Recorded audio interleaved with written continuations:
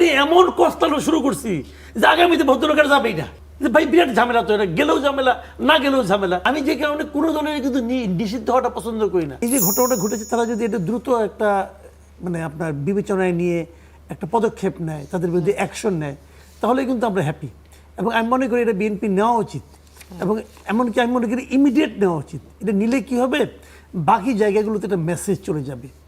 যদি তারা না নেয় তাহলে আমরা এই সন্দেহটা করতেই পারবো যে তারা কিন্তু আগের যে সরকার ছিল, যে সরকার আমরা খুব সমালোচনা করি, যে সরকারকে আমরা দেশ থেকে তাড়িয়েছি বলে দাবি করি, তাদের মতোই কিন্তু অনুসরণ করি। এটা কিন্তু আগের স্টাইল, পুরানা স্টাইল কিন্তু।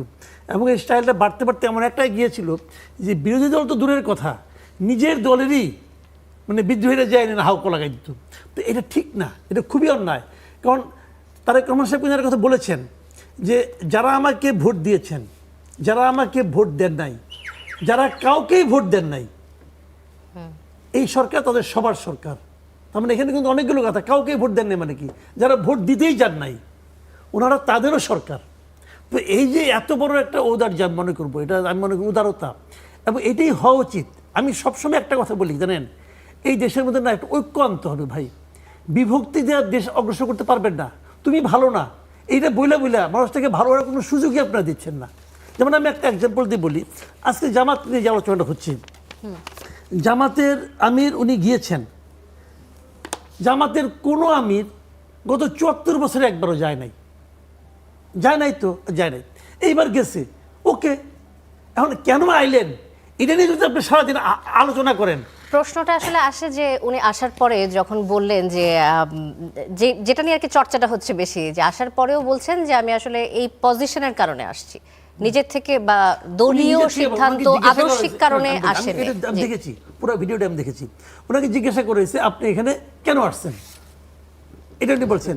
তো উনি বলছেন আমি বিরোধী দলের নেতা হিসেবে আসছি, আমার সঙ্গে যারা এমপি হয়েছে তারা আসছে, সবাই আসছে, আমরা ফুল। আচ্ছা এই জিনিসটা আসা থেকে আপনি আনহ্যাপি? আমার সিম্পল কথা, উনি আসছেন এতে কি আমরা আনহ্যাপি? আনহ্যাপি তো না। আমি এটা নিয়ে এমন কষ্টানো শুরু করছি যে আগামীতে ভদ্রলোকের যাবেই না, যে ভাই বিরাট ঝামেলা, তো এটা গেলেও ঝামেলা, না গেলেও ঝামেলা। তো আমার কথা হলো কি, দেশটাকে তো এক জায়গায় আনবেন আপনারা, এই আনার কাজটা আমরা করি না কেন? ঠিক আছে ওনারা ৭৪ বছর আসেন, এখন তো আসছেন, সমস্যাটা কি আপনার? উনি আসলে আমার ওই জায়গাটাকে অপবিত্র হয়ে গেছে নাকি সম্মানিত হয়েছে? আমি সবসময় যে কথাটা বলি ভাই, দেশটাকে তো অগ্রসর করতে হবে। আপনি কিভাবে অগ্রসর করবেন? জামাত গেছে বিরোধী দলে, জামাতের মূল লক্ষ্যটা কি? সারাক্ষণ বিএনপিকে বিরোধিতা করা। এটা আমরা আগে কি শুনছি, একটা দল ক্ষমতায় যেতে পারে না, আপনি তো সবাইকে এক হতে বলছেন মাসুদ কামাল জি। আমি একটু আপনাকে ইন্টারাপ্ট করি, আপনি তো সবাইকে এক হতে বলছেন, ৭১ প্রশ্নে কি আসলে সবাই এক হয়েছে? এখনো চেষ্টা করতে দেন, হয় নাই, হতে পারবেন আগামী দিন। কিনা আজকে কি আপনার জীবনের শেষ দিন? আজকে কি দেশের শেষ দিন? শুরু করতে দেন, আপনার এই এনভায়রনমেন্টটা ক্রিয়েট করেন।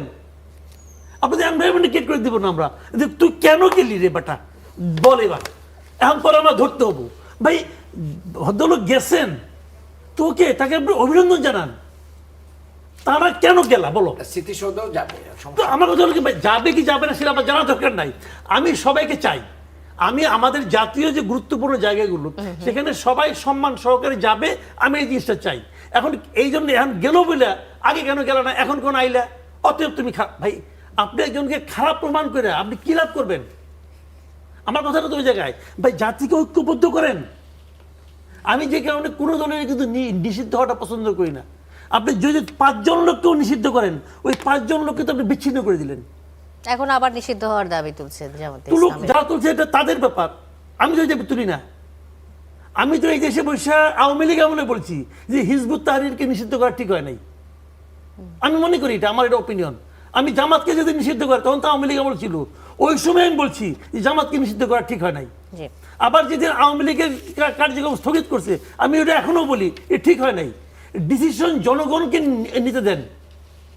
আমরা আগেই মানে এগুলো নিয়ে, আমার কথা হলো কি ভাই, সবসময় মাথায় রাখবেন আলটিমেট গোলটা কি। আলটিমেট গোলটা হলো দেশটাকে সামনের দিকে অগ্রসর করা, এবং সেই গোল অর্জন তখনই হবে যখন জাতিকে আপনি ঐক্যবদ্ধ করতে পারবেন। আমরা তো জাতিকে ঐক্যবদ্ধ দেখতে চাই, সবাই চাই, সবারই প্রত্যাশা, কিন্তু আসলে রাজনৈতিক দলগুলোর যে অবস্থানের পরিবর্তন হয় তাতে কি আমরা ঐক্যবদ্ধ দেখি? তাদেরকে দেখি নাই, কিন্তু দেখবো না, এটাকে আপনাকে কে বললো? দেখবো যে না, এটা আপনাকে কে বললো? আমি তো তারেক রহমানের কথা ঐক্যবদ্ধের একটা নমুনা দেখতে পাচ্ছি। দেখেন উনি কি বলেছেন, যারা আমাদেরকে ভোট দিয়েছেন, যারা দেন নাই, যারা কাউকেই ভোট দেন নাই, সবাই আমাদের এই সরকার সবার সরকার। যারা ভোট দিয়েছেন তাদের না, সবার। তার মানে কি বিএনপির সরকার, জামাতের সরকার, আর যারা ভোট দেন নাই তার মানে কোনো ইঙ্গিত করেছেন আওয়ামী লীগের কথা, আমরা তাদেরও সরকার। এটা এর চেয়ে বড় ঐক্যবদ্ধ আপনার ইঙ্গিত আর কোথায় খুঁজবেন? জি ভাই মাসুদ আমরা কামাল, দেখি না, আমরা চেষ্টা করে দেখি। আমার তো ভাই, আমি কিন্তু বিএনপি করি না, আমি জামাত করি না, কিন্তু কিন্তু আমি এই দেশের একজন নাগরিক হিসেবে মনে করি এটা ছাড়া বিকল্প নাই। আপনারা নিজেরা নীতির মানে মতভেদ থাকবেই, কোনোদিনও জামাতের সঙ্গে আওয়ামী লীগের নীতি এক হবে না। দুই দল, এই দুই দল হয়েও তারা একসঙ্গে থাকবে। ঘরের মধ্যে ভাই ভাই ঝগড়া হয় না, ভাই ভাই মতবিরোধ থাকে না, থাকে। এই জন্য কি আরেক ভাই ঘর থেকে